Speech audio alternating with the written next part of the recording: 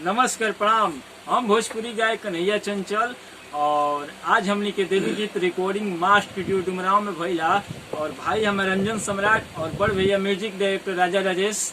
तो बहुत जोरदार ब्लॉकबस्टर सॉन्ग लिखले बने भाई और बड़ भाई म्यूजिक दिले बने हमनी के चहेता भाई देहाती दिनेश जी। रंजन भाई तनी बोलो गाना अपन। सबसे पहले पूरा भोजपुरी भाई के पैर छू के प्रणाम बा। भाई कन्हैया चंचल के बहुत अच्छा देवी गीत इस साल सबसे हट के आवता और उम्मीद ना विश्वास बा कि पिछला साल जैसा इनकर फिर देवी गीत रउआ लोग के जरूर अच्छा लगी। राजेश भैया कुछ तनी बोली। पूरा भोजपुरिया भाई लोग के प्रणाम बा।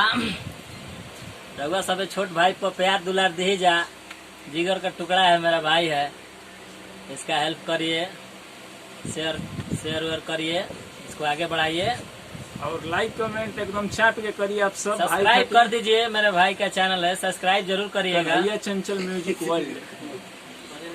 जय हो।